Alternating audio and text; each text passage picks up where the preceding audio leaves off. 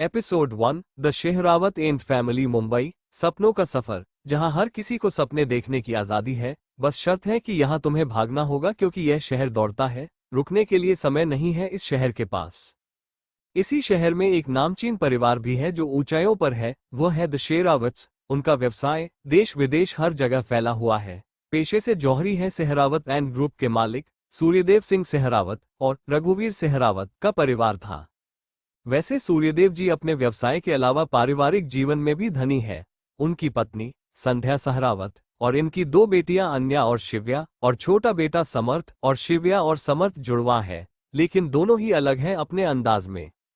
अन्या 24 साल की लड़की, गोरा गेहुआ रंग, काली गहरी आंखें, दाहिने गाल पर तिल, मानो जैसे सुंदरता पर पहरेदारी बैठाई गई हो। लंबे बाल, आंखों में नजर का चश्मा, बहुत ही शांत मगर अंदर से उतनी ही अशांत है। सारी बात आसानी से समझ जाने वाली, और मिस्टर सहरावत का घमंड और अभिमान है। वो अपने परिवार की जान भी है।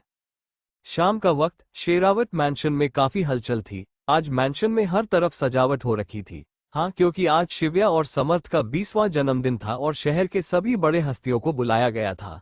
वैसे ये तैयारी अन्या खुद देख रही थी। उसने दीना काका से, काका गुलाब के फूल हटा दीजिएगा, आपको पता है ना शिव्या को एलर्जी है इससे, जल्दी ये हटा ले। उसके आने से पहले ये कहकर वो मंदिर की तरफ चल दी।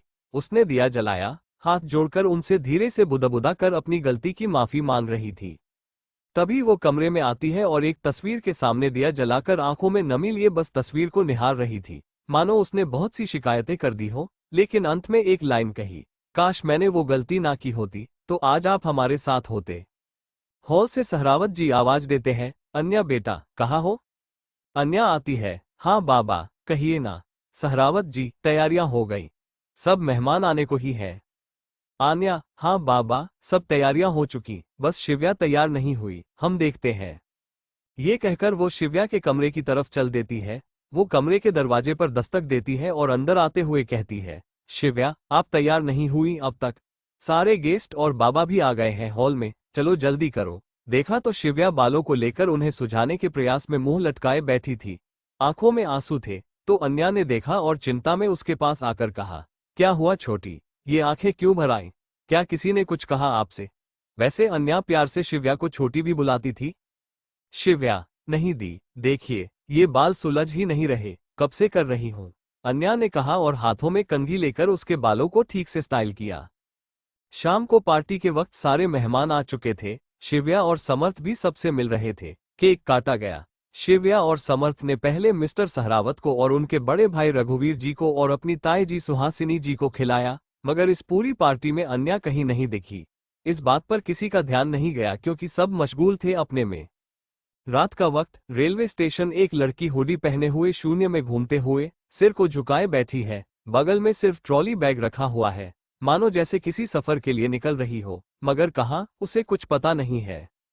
अचानक ही पूरे प्लेटफॉर्म पर अंधेरा हो जाता है और अन्या बिल्कुल डर जाती है। उसकी सांसें उखड़ने लगती हैं, उसकी हालत ज्यादा खराब होने लगती है। तभी एक बुजुर्ग महिला ने आकर उसके कंधे पर हाथ रखा और वो कस के उनसे गले लग जाती है। कुछ वक्त बाद चारों ओर लाइट आ जाती है, उजाला हो जाता है, तब जाकर उसकी हालत ठीक होती है। कुछ वक्त में प्लेटफॉर्म पर कामायनी एक्सप्रेस आए, मुंबई से वाराणसी जाने वाली। वो ट्रेन में बैठ जाती है। कुछ ही मिनट बाद ट्रेन अपनी रफ्तार पर थी। जितना उसका मन अशांत था, उससे ज्यादा शांति उसके चेहरे पर दिख रही थी। खिड़की से बाहर बिना भाव के देखे जा रही थी। Prayagraj railway station. रात के तकरीबन 1:30 बजे ट्रेन रुकती है प्रयागराज स्टेशन पर। उसी में से वो लड़की उतरती है। उतरकर उधर ही एक खाली बेंच पर बैठ जाती है। कुछ वक्त बाद उसका फोन बजता है। वो उठाती है। एक जानी पहचानी सी आवाज आती है। वहां से यह आवाज थी सुहासिनी जी की। ये लड़की कोई और नहीं बल्कि अन्या थी। उधर से सुहासिनी जी, लाडो आप सुरक्षित हैं ना? कोई तकलीफ तो नहीं हुई आपको? अन्या, नहीं ताई जी, हम ठीक हैं, आराम से पहुंच गए हैं हम यहाँ। सुहासिनी जी, लाडो आज भी आप खुद को दोषी मानती हैं उस गुनाह के लिए जो आपने किया ही नहीं? अन्या, ताई जी उस बारे में हम पहले भी बात कर चुके हैं। सुहासिनी जी, ठीक है लाडो, हम कुछ नहीं कहेंगे, लेकिन आप कभी भी हमसे बात कर सकती हैं। अन्या, हम नहीं चाहते कि कोई जाने कि हम कहाँ हैं, इसलिए हम आपसे भी नहीं बताएंगे कि हम कहाँ हैं। खम्मा गनी ताई जी। सुहासिनी जी, ठीक है लाडो, आप अपना ध्यान रखें और कोई भी जरूरत हो हमें बता दीजिएगा। और हाँ, हमने तुम्हारे बैंक अकाउंट में कुछ रुपये ट्रांसफर करवा दिए हैं, शायद आपको जरूरत लगे उसके लिए। सुहासिनी जी का कॉल कट होने के बाद खुद से ही बुदबुदाती है, ना जाने कल सुबह सूर्यदेव क्या करेंगे। इसी के साथ चिंता और डर का भाव लिए गार्डन से अपने कमरे की ओर चली जाती है। लेकिन उनकी आंखों में जैसे नींद ही नहीं थी, बस था तो कल सुबह का इंतजार।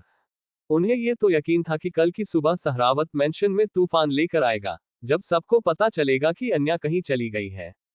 आखिर किसकी तस्वीर थी वह? कौन सी गलती हुई है अन्या से? आखिर ऐसी कौन सी गलती हुई है अन्या से जिससे उसने घर छोड़ने का भी फैसला ले लिया? अंधेरे से इतना क्यों डर है अन्या को? इसका क्रेडिट जाता है पॉकेट नॉवल रीडर पर। फिर मिलेंगे, लाइक करें और सब्सक्राइब करें।